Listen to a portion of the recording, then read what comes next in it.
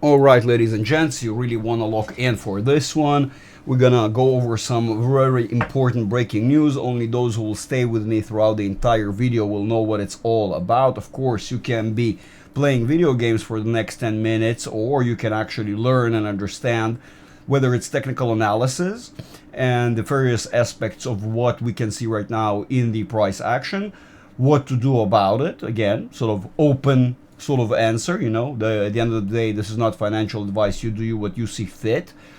And of course, we're going to examine a couple of videos from Fox News. So we're going to get a bit of an idea of what's happening on the geopolitical scene and where the markets may end up pulling towards. In fact, as you can see, I had to open up a button for this one. Strap in, boys and girls, get ready. Let's watch this and see what happened just yesterday and what was reported. We are back with the Fox News Alert. Chief Foreign Correspondent Trey Yingst just speaking with President Trump and has the latest from Tel Aviv. Trey, what can you tell us and what did the president have to say? Yeah, guys, good morning. I just spoke with President Trump for about 20 minutes, and he told me if Iran does not sign this deal, the whole country is getting blown up. He went on to say that bridges and power plants will be targeted if Iran does not sign this agreement. The president telling me that U.S. Special Envoys Jared Kushner and Steve Witkoff are heading to Islamabad, Pakistan for meetings on Tuesday, possibly into Wednesday, to try and get this agreement across the finish line. The president telling Fox News this is a very simple deal, but this is the last chance for the Iranians. The president very clear in our conversation that he is not making the same mistake that President Obama made, giving cash to the Iranians and allowing them to continue a nuclear program. The deal on the table is to reopen the Strait of Hormuz to ensure that the Iranians do not have this highly enriched uranium that is buried deep underground after Operation Midnight Hammer last summer. And again, the president telling Fox News that the entire country will be blown up. Bridges and power plants will be targeted if the Iranians do not sign this agreement. This is a significant development because we are in this less than 72-hour window before the ceasefire between the United States and Iran expires. And the president has given the Iranians an opportunity for an off-ramp, an olive branch he is extending to the Iranian regime to avoid this region going back into war. And the president said the United States military is prepared. He said the U.S. has massive amounts of ammunition, even better munitions than they had in the opening days of Operation Epic Fury, to use against the Iranian regime, to target a variety of different positions across their country if they are not willing to make this good faith deal. And again, he tells Fox News that his special envoys are headed to the Middle East, and they are going to try and get this deal across the finish line. But this is in the hands of the Iranians, if they are willing to make a good faith agreement. And if they are not, the president has indicated there will be significant strikes against the Iranian regime in response if this diplomatic effort does not succeed. Guys? Trey, in your conversation with the president, it hasn't been talked much about lately, but there has been focus on Karg Island because of its strategic proximity to 90% of the crude oil goes through there. Did the president raise, I know he's talked to you about bridges and power plants, but what about the oil infrastructure?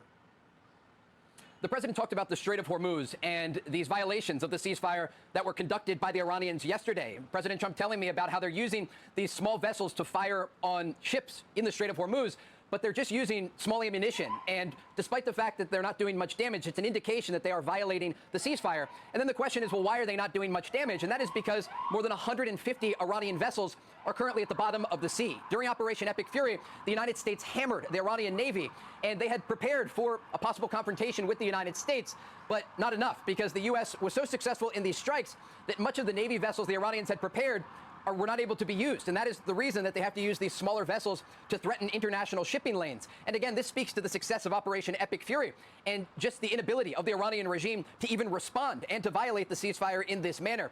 And so that is one of the key pillars of this broader agreement that President Trump is demanding the Iranian regime sign. They are going to keep open the Strait of Hormuz. They are going to release that highly enriched uranium that is buried deep underground in the aftermath of those U.S. strikes last summer. And they're going to stop threatening U.S. forces across the region, the president tells me, or the Iranians are going to pay a heavy price. And that price is going to come at their power plants, their bridges, and the remaining infrastructure belonging to the Iranian regime. The president was very clear just before we got off the call. He told me uranium and ensures that they open the Strait of Hormuz. Option B is that Iranians come to the table on Tuesday.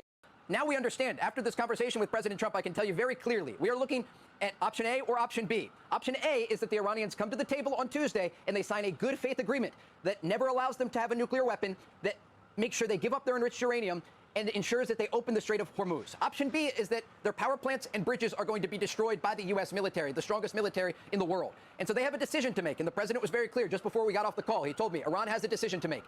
And the decision is either going to be an off-ramp that saves the lives of the leadership and the infrastructure of the country, or the alternative. And the president told me he is prepared for both options. And again, he is sending his negotiating team for one final effort to try and get this deal across the finish line. But the president was very clear. He told me if they do not sign this deal, the whole country is going to get blown up. Trades, Lucas, great report. All right, so that was the first clip. That was basically from yesterday, and today from the more updated sort of what's going on and the up-to-speed report from Fox News as well. Let's watch this real quick as well.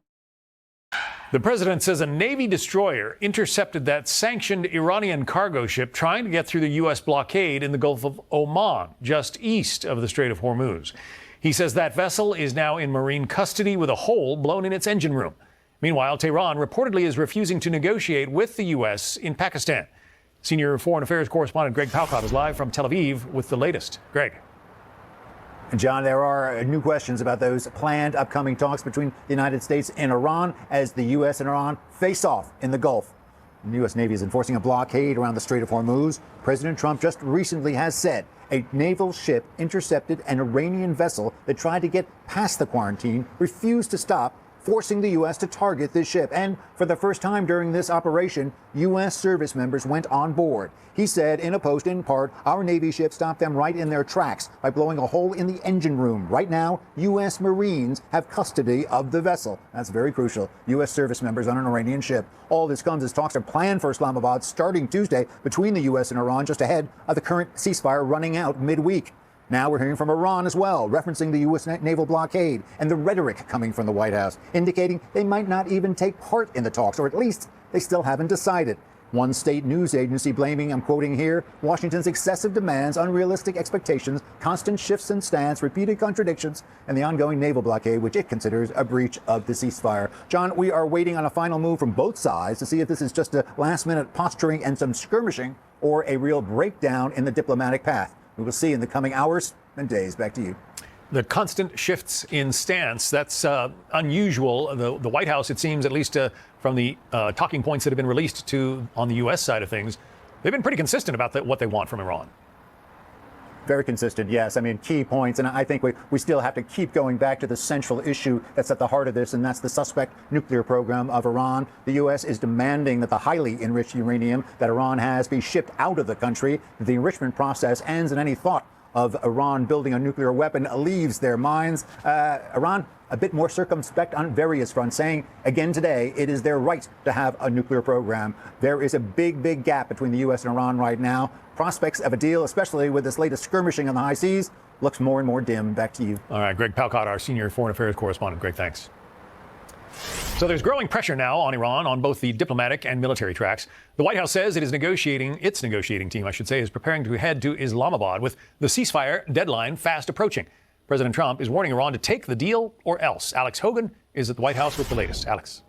Hi, John. So, yes, we are monitoring these latest developments and what had been a standstill in the Strait of Hormuz. Now, major escalation with President Trump posting on Truth Social that this Iranian cargo ship tried to get past the U.S. naval blockade. This is, again, part of what he wrote. The U.S. Navy guided missile destroyer USS Spruance intercepted the Tuska, which is that Iranian cargo ship, in the Gulf of Oman and gave them fair warning to stop. The Iranian crew refused to listen, so our Navy ship stopped them right in their tracks by blowing a hole in their engine room. The president went on to say that the U.S. has the ship in custody and they're currently examining what is on board, and it comes after days of back and forth in the Strait. The White House has accused Iran of violating the ceasefire by opening fire on vessels yesterday, and Iran argues that the U.S. is violating the deal with its naval blockade. So more talks are expected to take place. Despite some back and forth this morning, the White House tells Fox that Vice President J.D. Vance will lead the U.S. delegation in Pakistan, and they will have about 1 day to negotiate a new deal before the current temporary ceasefire expires. Vice President J.D. Vance will be joined by envoys like Steve Witkoff and Jared Kushner, and the U.S. team is expected to leave tomorrow. It comes after earlier today, President Trump posted this to Iran on social media, saying we are offering a very fair and reasonable deal, and I hope that they take it, because if they don't,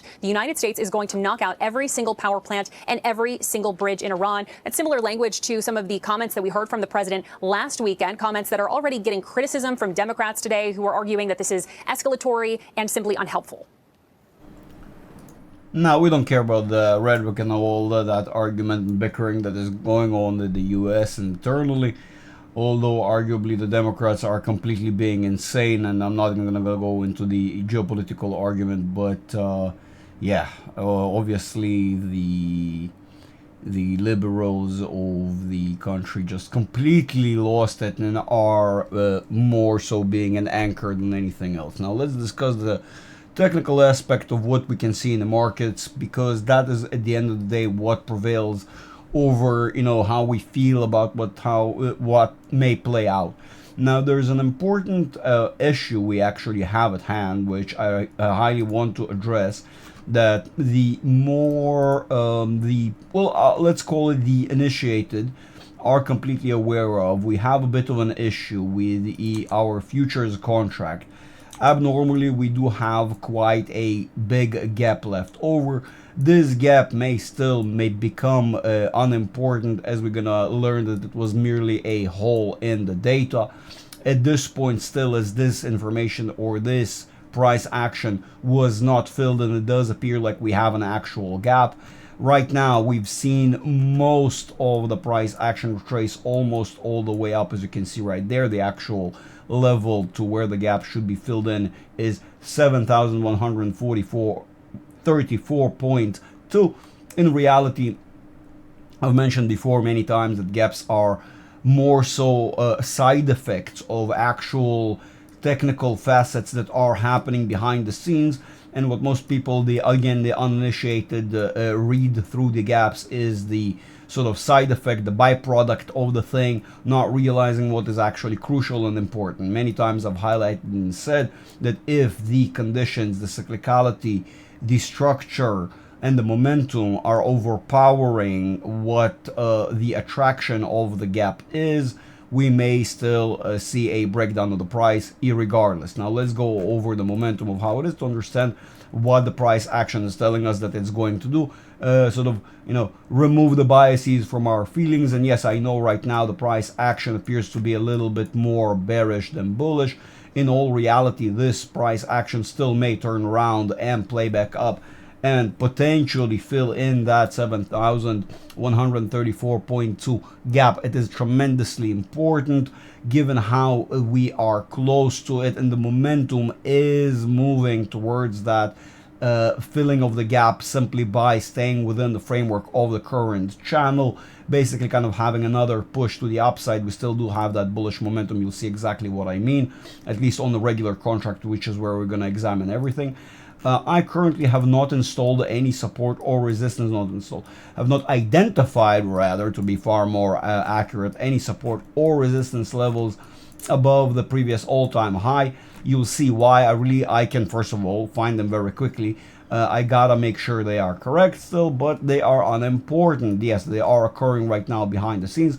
They're simply not gonna play enough of a role for long enough, at least in my humble opinion, for me to bother and even find them, simply because we're gonna break down below. Now, as you can see, on the regular contract, on the day-to-day S&P indices contract, we do not see that gap. Does not exist. We do not have that gap above us. So the market right now is being discombobulated, pulling in both directions, both downwards, to fill in that gap we have right below us. Right there, as you can see, basically that switch over between the 16th to the 17th. Right there, we've generated a gap of roughly around $40-ish. And so for that gap to be filled, we need to move downwards. The momentum right now is being discombobulated by being at the bottom of the channel, but as you can see, the current channel and its moving average forming a channel that's moving to the upside. As long as we still have that, we are riding low right now on 30 minutes, and so it's not going to be far-fetched, for example, although we are more bearish on the 5 minutes, and may in potential see this gap, even if partially, get filled in. You see, about this gap, I'm not worried about at all, because once the price action will be going down eventually, as we're going to see exactly what we're talking about, and understand that. Stay with me, stay focused, it's very important. until then, even though we might fill partially that gap, there is still a reasoning. People will not understand why the price action is breaking back up. Will think, oh, that's it again, that Tom Lee was right in the various bubble heads about finding the bottom. Again, I'm not refuting potentially the 7,200 even, as we've seen. We've been quite high recently. That was at 150. We're just $50 away. That's not the issue. The critical issue is that most of them are calling a bottom, which we are so far from. And yes, I do understand how confusing it is seeing all that bullish momentum, but yes, it seems that we're opening what this sort of backwards flag, almost this open funnel like structure that we're expanding outwards. Irregardless, the break will come, and you'll see exactly what I mean in a couple of minutes or seconds, even if you just stay with me and stay focused. So yes, we have that gap below us, which will get filled irregardless, as I'm saying. Potentially, if I'm correct, and we're going to have a movement downwards. By the way, if you've seen my recent video about Palantir, of course, it will be linked at the end of this video. You'll have a little window to jump to that other last video that I did about Palantir. Throughout the video in Palantir, funny enough, literally 2 months ago, when I made a prediction about Palantir, I jumped over for just a couple of seconds to the SPX, to the S&P, and I literally showed before even the initial drop, let alone the correction about it happened, I said, and we were still moving sideways, if you guys remember, you guys can't see that, pardon me, if we were moving sideways, right, before a couple of months ago, that video on the Palantir, I just jump over for a couple of seconds and show, of course, we're going to have a breakdown here and we're going to have another correction right on top of it, and kind of implying that potentially it can look very similar, even 2 months ago before the breakdown itself happened. As you guys know, the whole idea of what I do is to predict forward, not to tell you what we all can see throughout the windshield, basically right in front of us. We all have a computer, internet, and screen, and platforms to see what the price action is doing. The whole idea is to be able to look forward and assess what the price action may do. Now, as you can see right now, we're still very much bearish, potentially sort of teetering on the bottom of this upwards channel. As you can see, it does make complete sense. The price action does tend to move up and down within the framework of the channel. So right now, although we are at the bottom of the channel, I would not completely negate the possibility of the price action moving higher. Why? 30 minutes, we've been riding low, yes, so that's bearish at its own core. As you can see, we are now, basically, we get the similar short range channel for the long range. And as you can see, we're teetering at the edge, but just that edge also matches with the larger channel that now just appeared. Basically coincides, you can see that retest of that top edge of the longer duration channel fully coincides with the retest of that 134 level, which then ends up closing the gap. So hopefully, we will not have that doubt until then. Hopefully we will move higher, potentially, as you can see, even 7,185, right? That's where the edge of the channel is. 7,185, 200 even, maybe, like I said, closing that gap, and only then reverting downwards and changing its direction. So beforehand, we still have a couple of days. Maybe that's exactly the couple of days we're waiting for Trump's ultimatum to expire. Of course, we understand that it's all, just war games, if you will, stalling, dragging time for preparation, all sorts of terminologies we can use to sort of explain what Trump's idea with this negotiation that is going right now, which we both understand it's not going to go, we all understand it's not going to go anywhere, simply because neither side is willing to capitulate to the conditions of the other side by principle, nor should the US accept the RGC's non-capitulation, full non-capitulation.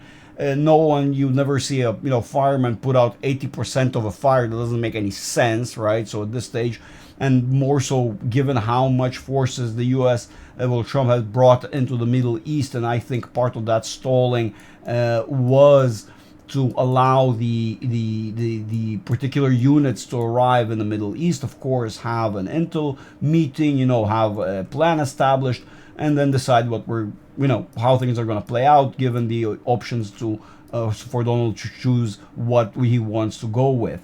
So as we can see right there, we've been riding low. Right now we're bullish dominant, only 45 minutes, right? But all that matters, again, we kind of continue moving over to the larger time frames. You can see again bearish at face value given what we've been seeing in the last sort of several hours.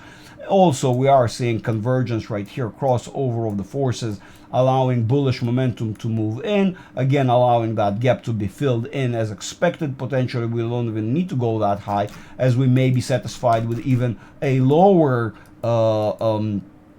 lower high, simply because, as you can see, the short duration channel has not been canceled. In fact, we've as we can break out of the longer duration channel on its bottom, the same way we will have that excessive price action on the top right before it flips around. So again, I've already warned you, consider this the less than final warning, simply because you see, these things do not depend on me, they depend on the cyclicality and how the price action behaves. Hold on, I think my camera just decided to go bananas on me. Okay, now it should be just fine, I hope. Should be going back to normal. Is it? Hold on, that's not great. Oh, that's just a wonderful face. Let me see if I can get my camera back to normal, ladies and gents. No, it's gone bananas. Hold on.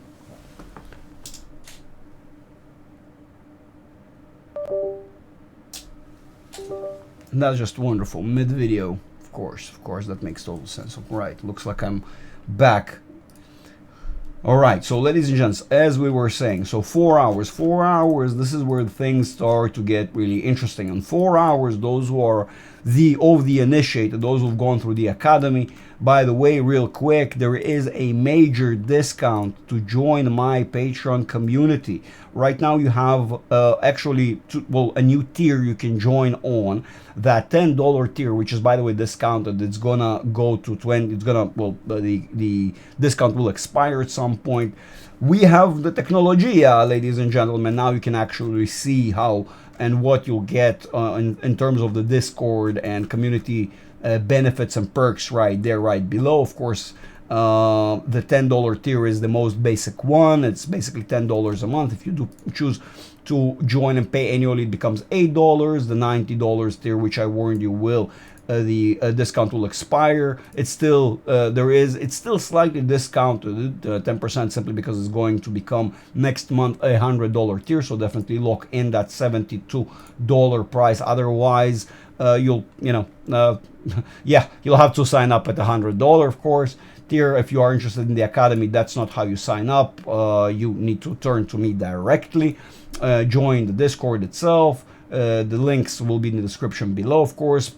By the way, ladies and gents, do not forget to tell me your thoughts about this whole shenanigan, about everything that's going on in the market right now, down in the comments below. Do not forget to like and subscribe if you like what I do here. Of course, it is absolutely free, so if you don't mind, like the video.